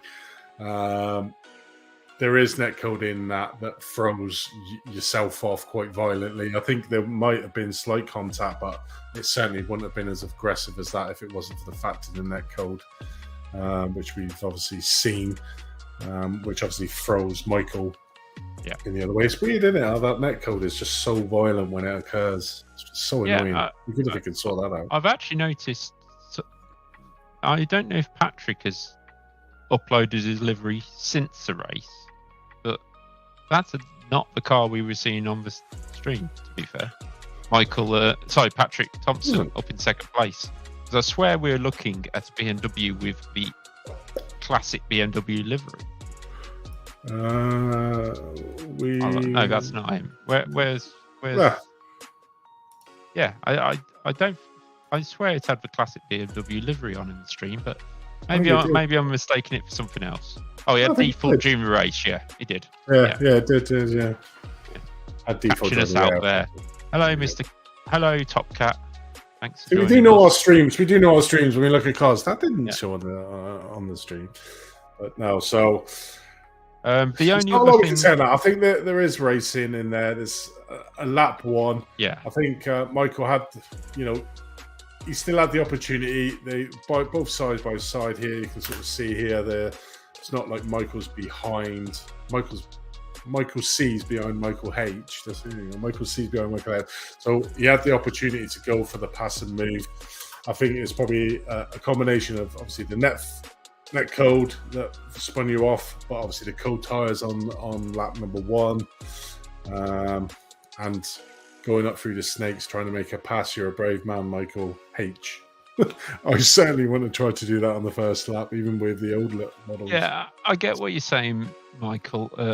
Yeah, he does wash out a bit, but he doesn't wash out as much as it seems. But I would say this one's a racing incident, but only just that borderline one where we're going because it's the first lap, because it's cold tyres, and because there is that little bit of net code. All those three things probably null it down from being a penalty to let's just try and be a bit more careful because there is net code, there is cold tyres, there is this new tyre model, everything at once. If you had done that with tyres heated up and later on in the race and not so many cars around and everything like that, could have been a different situation. Only could have. But I'd say from that, I think Michael's trying to get out of it at that point and let you go. But it's just one of them where it just misjudges a little bit. Yeah, I don't think you did anything wrong. No, it was the Mr. opportunity was Hooper. there. The opportunity to pass was there. It was one of them instances. You can see there. He's almost sort of like blocking, and then obviously you get the net code. But I understand why Michael Cody kept him there, and if he'd hit the brakes at that point, he probably would have skidded into you even harder. To be fair, I'll tell you what is really annoying about these is, you can't see the throttle inputs or the brake inputs, which would be useful to understand what the driver. All you can see is the steering wheel, which sometimes is a thing. But yeah, I think I'm tending towards a racing incident there. Unfortunately, I don't think there was any malice in there. Both drivers had the opportunity to. We have to try and let you race the opening lap if we can. Otherwise, it's a procession, isn't it? It is called motor racing. You do get incidents. I don't think it's a French flag on the back of that Porsche. I think it's the iRacing badge. It is now. Okay. The Fuji one was definitely a French flag. Was that right, Michael? Did you have a French flag on the outside of your rear wing? You've got an iRacing one now, and for the race. That's the truth, because we can go back and look. Yeah, I can look on the screen for Fuji. But we will go back, as we said, and have a look at Christoph Otterholt's start. Okay. The rolling start, if we can, because it was something I picked up on the stream. Did get a rocket of a start. Was it Otterholt's? I thought it was one of the AM drivers. No, there was Otterholt's start, and there was. I would like to look at Hendrik Harrison's as well. That's it. It was Hendrik Harrison, wasn't it? I think I know why Hendrik got where he did, and we'll speak about that in a minute. Because if we do that, if you go back, because obviously he's already. Yeah, it was Christoph we actually saw at the time. So if we go. I'm just trying to sort this camera out now, which is really annoying now. If we kind of go from 130R, then we can discuss the whole. We'll look at it. Don't worry, Zero. Sorry, I'll call you Zero. No, it's Casper. Isn't it? Zero's Casper, isn't it? Yeah, I think so. Yeah, it is. Yeah. Sorry, I know you popped into the stream over the weekend as well, Casper, but the names fly past me. Okay, so here's Christoph, and he's coming down through 130R. All absolutely fine. Not a problem here. Not a problem. Holding his line. That's Russ Fowler on the right. Is that Patrick Thompson deciding he wants to warm up his tyres? Everybody gets through the chicane. All okay. Then it speeds up. On the brakes there. Right. What I would say is that was a jump start, but nobody's decided to repeat it. What we discussed in the thing is the start is off. The pole man controls the start, and I'll try and explain it the best I can in the way we do it with rolling starts in karting. You have two lines. The pole man controls the pace. When the pole man goes, the second man can go. And then the lines follow. So if P3 ends up going before P2, that's just because P3 has reacted to P1 quicker. Right, one thing I will say here, and this is for the pole sitters, I've just had a look there and noticed. So, if you look here, and what the pole sitter cannot do is accelerate and then slow down. I did see him put his can't do that, and this is what happens here if you look. Yeah. So he's coming around the last corner. He's in first gear. He then starts accelerating.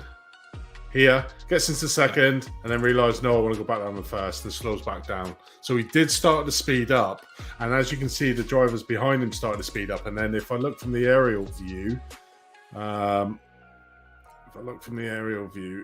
so if we go back. Yeah, so starting with Alex, you cannot do that. If you're the pole sitter, you keep a constant speed until you go. That's how you stop accidents happen. Because if you do brake, it's like safety cars. We've seen it in Formula 1. Stop, start, bang, somebody hits you. If you look at the brake lights up here of the cars, certainly the cars back here, So you'd expect them to brake. I did see this. Let's just have a look. So if I run it slow, just when we come around this corner here, slower.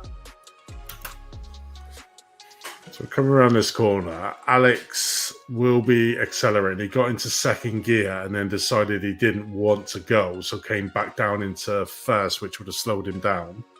Yeah. But then you can sort of see. I can understand at this point thinking he's you gone. See here, yeah, exactly, because the gaps are starting to go, and then watch how it basically all closes back up again.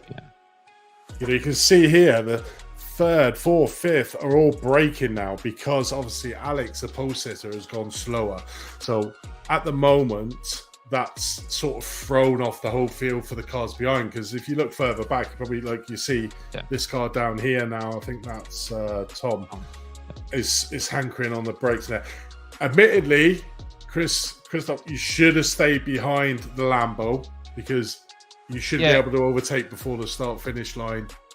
Anyway, or you shouldn't if the pole sitter. It didn't help with the fact that the pole sitter decided to slow down going into the last, so accelerated off the last bend, slowed right down, made a concertina effect in the third and second car, and then Christian just carried on going. But Christian, you should have maybe pulled off a bit on that. But in terms of your reply, Casper, you're saying yes, the pole sitter did the right thing and went when he was told to go. Yes, but out of here, he should have just kept it at constant speed. He didn't need to speed up to get to that barrier and then back everybody up. That barrier is where you're deciding. That barrier to the start line was. That's your moment to go anywhere in between that. Not to get to that barrier, back off, and then decide to go. Yeah, it's got to be a constant because you can see it here. Partly, we should have said keep it constant out of a chicane. Yeah, but to be honest, as drivers ourselves and knowing the experience in this series, we would have thought people would have kind of understood that. Yeah, you can sort of see this anyway. When they come around here, it does look like he's gone there, but then slows right back down and everyone concertines back up. And then in terms of Christoph, and then he goes. He does back off. It does back off, so he knows he's backing off. Why it is there is, yes, he goes the same time as a pole man, but he also overtakes a row of the grid before he's even got to the start line. So that's where it's not allowed, almost off the start until you get to the start-finish line. First, third, fifth, seventh, second, sixth, fourth, sixth, eighth. That order shouldn't, you shouldn't be able to overtake somebody in the line ahead. Before certainly you get to not the start five line. Cars. Certainly not 5 cars in one straight. Yes, I would be honest. What he's done is just judge it very well. He's judged very well when Alex is going to go, and as any F1 or any starting racing is, you do kind of try to anticipate it, and he's anticipated it so well. He's gone the same time as Alex, a moment earlier, and he would have got it wrong. And that for me. Yeah, it's kind of like many rules in motorsport.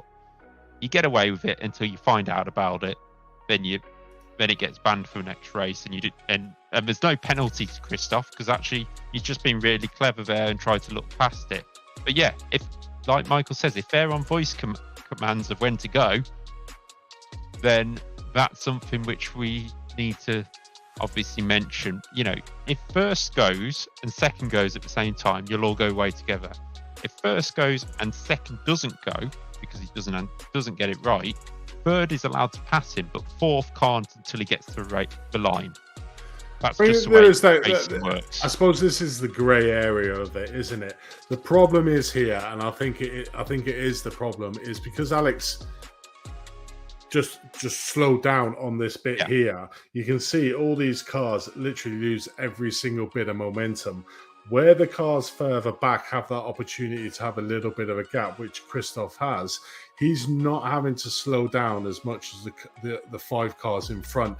Now, if Alex had kept a constant speed and then accelerated off, Christoph would not have been able to pass as many cars as he did. I think what caused that was the fact that Alex just came off the accelerator. We saw that going from second down to first, and then went again. So literally, he started to speed up. You guys, second, third, and fourth, sped up behind him. He then slowed down. You guys slowed down. But because you can see how far Christoph is back here, is that he's basically given himself a sort of run up at it, and the fact that Alex has slowed down has given Christoph the opportunity. You can see there he's gaining on you, and then he's got you because you guys are still breaking. There's the line, and he's already passed. He's already passed the row of the grid. Yeah, so before the line. So I think the main thing for me would be to say that the pole sitter cannot slow down at all on. What I'll do for Daytona's drivers briefing is I'll make sure that I've gone through Daytona, and I'll go back to the saying of teaching a granny to suck eggs. I will brief the start as if none of you have ever raced before, and then there can be no confusion. That's probably the best way for me to go about it. And then after a couple of briefings, you've all sort of got the gist of what we're after, and then we can go from there. But please don't be insulted. Okay. This is where another thing I'm going to have to bring up. This is where Hendrick, and granted, as far as I know from Hendrick, he backed off at some point and let the 8-second gap he had in the class go until he got back into the class. So what I think is he's missed a start, and he obviously said go, so he's gone. Who's that behind? Is that Nikolai? No, somebody else in the pits as well. Eric. Oh no, Eric, yeah. So coming down, obviously both AM drivers. They're the Pro-Ams. They're the Pro-Ams going out, and they've both come out of the pits. So that's also a rule we'll have to look at. But if you miss a start and you have to start from pit lane, I think what we're going to have to say is you can't go till the AMs are gone. Yeah, exactly. Oh, rookie. We can't try and... Sorry, the rookies are gone. We can't try and feed you in and stuff like that. And obviously this has given Hendrick a massive advantage and Eric a massive advantage at first to put the lap and a bit, which I think they were up there a minute. Yeah, we were like, what's happened there? Did we get the grid wrong or something? What the hell is... we haven't got the grid wrong there, have we? What a start, a flyer. There is two things, which obviously being kind of a rookie championship, and when I've raced, I've had to brief drivers who are very experienced in real life karts and things, and sort of we explain the start and they kind of get things. But there's things like this pit lane start thing, which we obviously. Well, we never thought anybody would. If you're on the grid, you've got 40-minute practice. If you need the loo or do anything, you do it just before 10-2, where you know it's going to go into race, and then you got a minute and a half. How did somebody not grid up? I don't know. And it's completely forgot by us. We'll have to add it, like you said. Yeah, we will discuss it. We'll discuss it over the next few days, and we'll make sure that on Sunday in the briefing, which myself and Tom do, we will be absolutely bang on it. It just means that we might have to sacrifice an extra 5 minutes of your practice just to make sure we can make sure everyone is clear in the driver's briefing. We're looking at updating the rules with obviously the changes in the calendar, so we can put them in there. So we can look at adding that in, because to be fair, that's something that we didn't. Yeah, that is one that I think has slipped all of our minds. And I'll be honest, there may have been somebody who's got away with it already this season. We don't know. But it is just, it slipped our minds. We'll bring it up. Luckily, thank you, Hendrick, because you brought it to our attention with your amazing start of 9-second gap on lap 1. But, I think what you're saying there, Paul, is it's the pole sitter. He's controlling the pace, but he can't concertina the pace. Is what needs to be said, because that's what caused that in my eyes. Is that everybody from second, third, fourth, and fifth. Sick. It got worse as it got further back the grid. You lost even more speed. Paul's point about 80 miles an hour. The only way we could ever really control that is to turn around to you all and say, coming out of that chicane, everybody's on the pit limiter, and you have to take the pit limiter off when you go. And the problem with that is somebody won't turn it off by accident, just by accident, and it won't turn off, and the field will just smash up. So it's too hard to do that. We will come up with something. But me, Andy, Tom, and everybody else are relying on you all Yeah, you guys. as experienced drivers yourselves. You're not complete rookies. You're not. We've seen how many races you've done in iRacing, other championships, etc., etc. Just, don't rely on us with the rules to go, this is the rules. We must stick rigidly to them, and this is what it's going to be. We're relying on you to use a bit of common sense. I don't know what common sense is in other languages, so I hope that comes across right. But just use your common sense to go, this is kind of a start they want. And to be honest, your starts have been pretty good all season. I think that's the first time we've ever had that. And the first time we've had the pit lane that we noticed. So yeah, it's slipped our minds. We've got mid-season. We'll nail it down into rule book for you, and then we don't have that issue again. And then we obviously going on to future seasons, we'll just have a bit of extra nighttime reading for you all, maybe an extra page or two. you all like your rules, some more than others, but we're also relying on you guys as well. Do you know what? We haven't got live stewards that's permanently looking up down the race. It's me and poor Dave, doing all the hard work and graph commentating. So unfortunately we can't look at incidents, but that's the reason why we give you guys the penalty sheets, is to, if you think there's something that aggrieves you, but like I said, you've got to be involved in that. But obviously that sort of incident, put it in there, we can have a look, and then see what happens in future. That is, even like, for example, people said I didn't appeal it because it wasn't a full start, it was exactly the same time in replay and all this, or didn't appeal it because you didn't know. If there's something you want to know about, appeal it. It's not going to be held against you, because we know, right, okay, we need to look at that. Whereas at other times we might be like, oh, we haven't got enough time to look at this. But if it's in the appeal sheet, we'll look at everything. So I think the first one we did, we had 12 to look at. Jesus. I do want to have a look at this start between Scott Mokes and Arius Mantis, though, because that just seemed comical that one went off, the other one spooked the other one. Didn't even get appealed, did it? It didn't get an appeal, no. But let's enjoy this at real time. So this is the start. So sadly, we haven't got Benny Hill music. Hello. What happened here? How did Scott come off first? I think he got spooked by Arius. Oh no, he lost. Oh no, he just got a swapper on. Gone across the track. Spooked. Whoa! Arius just went, see ya. Right. Come across, and then Scott. Can I just be clear to both drivers in that? If you wanted to appeal it, both of you would have got a dangerous rejoin penalty, because both of you have rejoined at full pace. But because neither of you have, we're not going to do anything. But it would have been, in future, if anybody else wants to know, that would have been 2 dangerous rejoins by both of you. It's quite comical, though.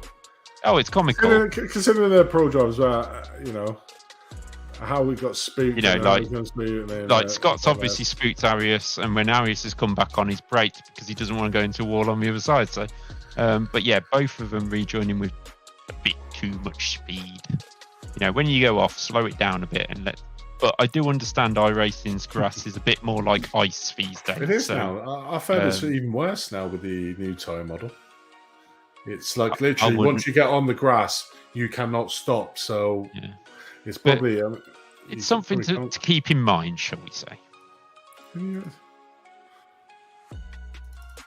Has he gone off yet? Yeah, Let's have a look. I mean, you guys will be able to tell. If you go off track now with this new tyre model, is it even harder to stop than before? Yeah, he just got a swapper on the cold tyres. And I think he probably is trying to slow it down by looks of things. He has to drop down to second gear. Yeah, exactly. But then Arius has the same problem the other way around. Exactly. So, is it the guys? Question from I don't know if anybody's watching anymore. Us to use in the chat. They've all gone to sleep now. Penalties are over. Yeah, I'm going now. Is the time model? No, they've all gone now, haven't they? Typical. Just get what they want and shoot off. Yeah. But no, so there's the penalties for tonight. possibly one. I'll have a look again, like I said, Yeah. Paul, with what you sent. Have a look, see if you've got it does show 11 on yours, and then we can possibly look at it. But as you already know the result, it's going to be a level 2 if your sheet shows us that it did say 11 on yours, so we will take that. But but I mean, overall, some really good learnings there from the starts that we've never had before to the end. So all good on that side. We'll sort them ones out and make sure that it's all clear for Daytona, because Daytona will be a tricky one to judge the starts on, because you've got a very long banked corner, and you don't want to be cruising around there at 50 miles an hour until you get to the start line, because it'll be chaos. And it'll take forever as well. So it will be one which, I think we'll have to be a little bit careful on the gaps, because the rookies will be still on the banked corner when the pros are heading round, probably because of the high speed pace of the oval. So we might just want to be a bit careful on that. But we'll get back to you in the briefing. Yeah, it'll be 10 in brief. It's either going to be 5 or 10 seconds. It's quite a large lap, Daytona. So, and that first corner is treacherous in Daytona. And what we don't want to do is... And cold tyres. Reason for the gaps is if there is an incident in the first corner, it's a lot clearer by the time you actually hit that corner. Because what you don't want to do is a big car pile up. And we all know that Daytona turn number 1 is extremely tricky. Certainly with cold tyres, it will be as well. But I mean, that's another one ticked off there, Dave. I think it's been another successful one, and really appreciate you guys coming to join us. It's always good to get the driver interactions going, hearing your thoughts on it, and hopefully people understand and get a little bit better racecraft. Certainly for like you were saying yourself, Matthew, obviously being in the rookie class. I mean, you've come on leaps and bounds since you started in the season, as well as yourself, Paul. You've come on a lot better now. And that's what it's all about. These are more, as well as we're trying to penalise people if they have done wrong. It's also an educational session for the newer drivers. Hence why it's mainly AMs and the rookies that come in to have a look at all these. So really appreciate you guys coming. Really. Yeah, exactly, and we can all learn from something. I mean, even us watching it, we learn what to make of a good decision and a bad decision. And so far we've been pretty good, to say so myself. And I think we've been awesome, mate. I mean, we might have to have a white screen by the end of the season, but we'll fit ourselves in. But I think we've been fair enough throughout the season, and at the end of the season, we will be asking for people's views on the championship and stuff like that to make sure we get the next season right. And obviously, we've already mentioned the idea of maybe a one-off endurance. So we'll have to look into it. So make sure you're lots of exciting stuff. Yes, lots of exciting stuff on the horizon for us all to do to try and keep you guys entertained. But I think, is there any last words from you, Dave? No, just make sure that you turn up Sunday, because Daytona is going to be a cracking event, especially a good practice for Daytona 24 hours in about a month or two's time as well. Certainly will do. So that's it really from us. Obviously the main event, round number 9, is going to be at Daytona 8 o'clock on Sunday night. We go live. 8:10 is the race. It's going to be set at night, and it's going to be an hour-long race. So hopefully you can all join us there to watch all the action. And again, if you can't, you can always come back, rewatch it, and join us for the pit stop, which will be on either a Tuesday or a Wednesday. But from myself, Andy Thompson, from Dave next to me in of the commentary booth and in the pit stop, we bid you farewell and look forward to seeing you on Sunday night. So see you later, guys.